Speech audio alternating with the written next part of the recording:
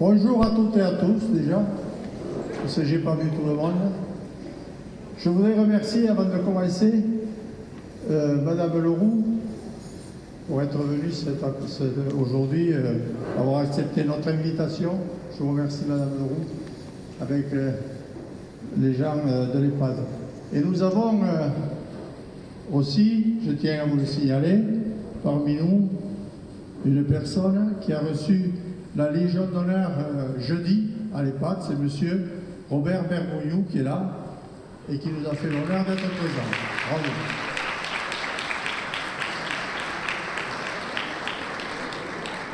Il se lève. Voilà. C'est lui.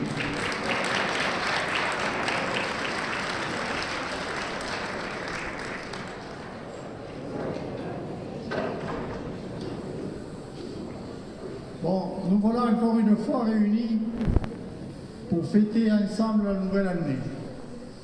Avant de continuer mon discours, je vais vous demander d'avoir une pensée pour tous ceux qui nous ont quittés en 2024 par une minute de silence.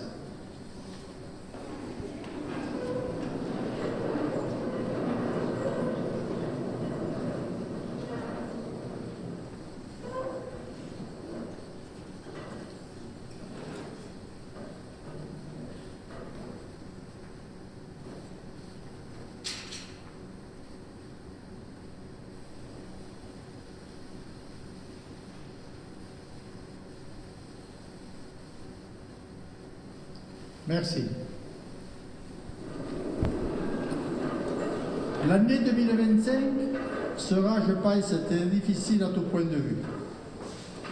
Avec le gouvernement qui n'a toujours pas voté de budget, et croyez-moi, pour les collectivités, cela a une importance capitale, car dans ce budget se trouve l'enveloppe des subventions que l'État donne aux communes.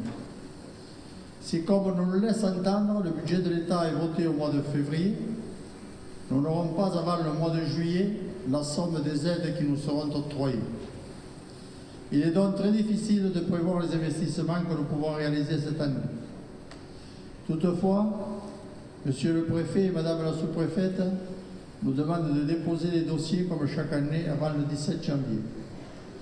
Donc, si les choses rentrent dans l'ordre, nous avons prévu pour 2025 de réaliser la voie douce avenue des Pyrénées.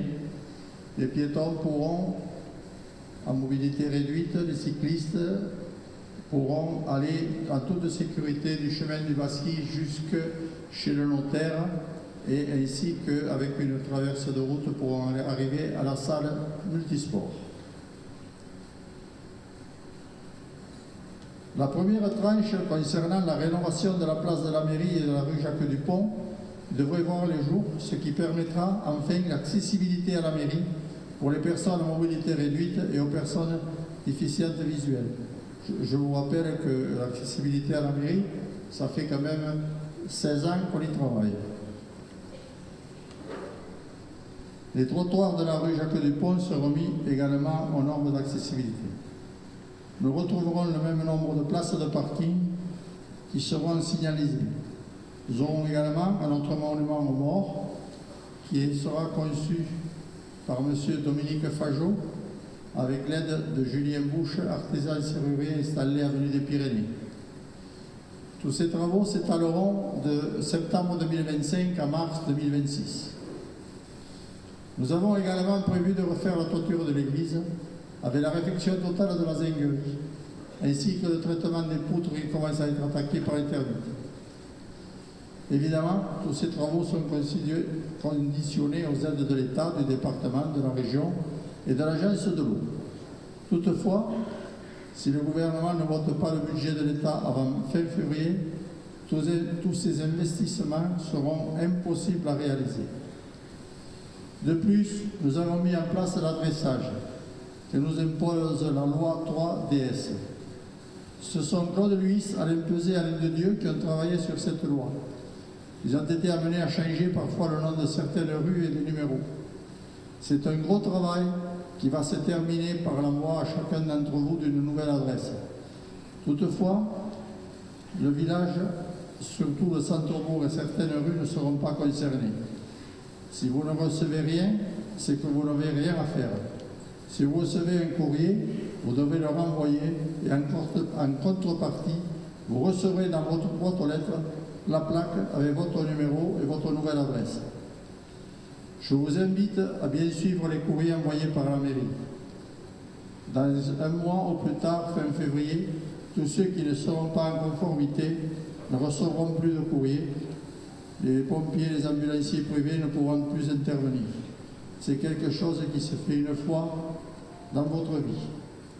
Pour information, l'interruption de l'éclairage public la nuit, de minuit à 6 heures du matin, permet à la commune d'économiser 22 000 € par an.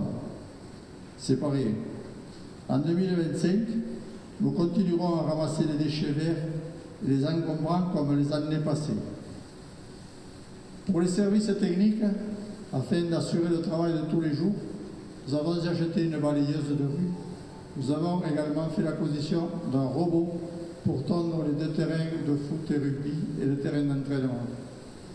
L'éclairage du terrain de foot obsolète va être changé avec l'aide du département, de l'État, de la Fédération française de football. Le SMDEA doit mettre à niveau 4 bouches d'assainissement avenue des Moulins afin que la communauté des communes puisse goudronner la rue. Ils sont venus mi-octobre, ont mis à niveau une bouche et depuis silence radio. Impossible de les faire revenir. Je vais être obligé de les assigner avec un constat d'huissier. Après de multiples appels sans réponse, je ne vois pas d'autre solution. Le pont sur le Rosé, au bord de l'avenue des Moulins, va être reconstruit. Ces travaux sont pris en compte par la communauté de communes Arizelène. Comme vous pouvez le constater, nous avons de quoi passer l'année 2025 avec beaucoup de travail. Comme je l'ai dit et répété plusieurs fois, 2025 sera ma dernière année en tant que maire de l'ESAT. Au mois de mars 2026, après les élections municipales, je céderai ma place et rendrai également mon fauteuil de président de la communauté de communes en avril 2026. Mesdames et messieurs, je vous présente mes meilleurs vœux pour 2025, à vous, à vos familles, et surtout à tous une très bonne santé. Et je vous souhaite également un très bon appétit.